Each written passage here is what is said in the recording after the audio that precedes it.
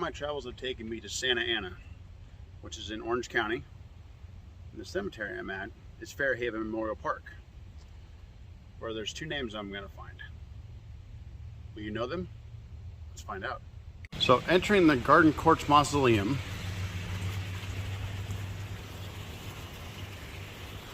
we turn right.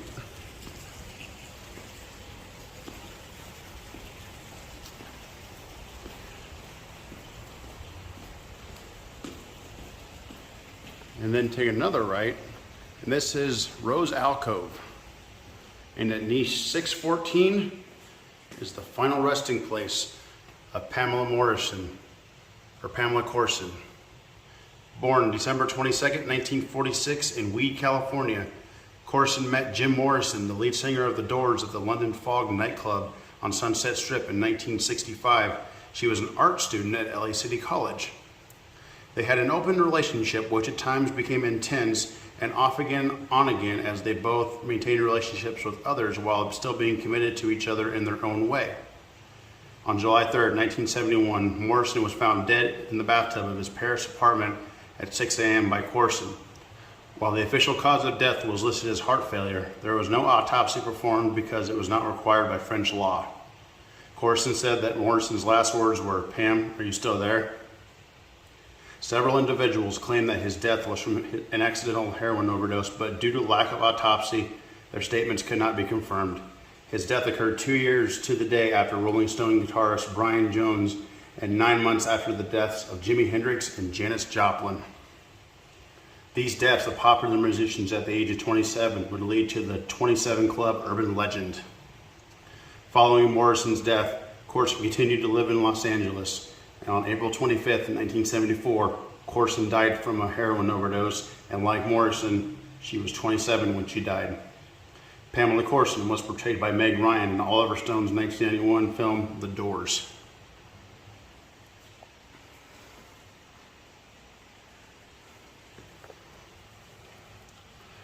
Together forever, Jim and Pam.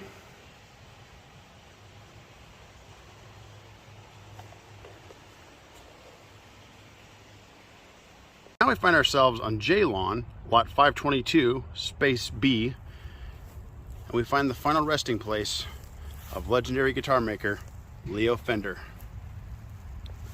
Born August 10th, 1909 in Anaheim, California, he was an American inventor, most famous for founding the Fender Musical Instruments Corporation and designing the Fender Telecaster, Fender Precision Bass, and the Fender Stratocaster. Surprisingly though, Fender never learned to play his instruments. The guitars, basses, and amplifiers he designed have been and are all still widely used today, with many famous musicians using his designs, which included Jimi Hendrix, Jeff Beck, Eric Clapton, Ritchie Blackmore, Joe Walsh, Curtis Mayfield, Muddy Waters, Billy Gibbons, Keith Richards, David Gilmour, Pete Townsend, Jimmy Page, Duane Allman, Stevie Ray Vaughan, and many more. Due to a serious sinus infection in the 50s that impaired his health, Fender sold his company to CBS in 1965, but he still remained a consultant after signing a non-compete clause. Leo Fender was inducted into the Rock and Roll Hall of Fame in 1992, 1 year after he passed away from Parkinson's on March 21st, 1991, at age 81. Guitar legend right here. Not so much for playing it, but for designing one of the greatest guitars and basses and amplifiers of all time. Used by many famous musicians.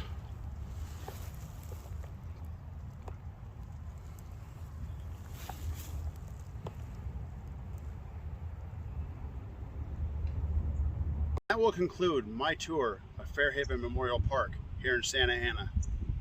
Only two names, Pamela Morrison and Leo Fender, but they're two big ones. They're two big names.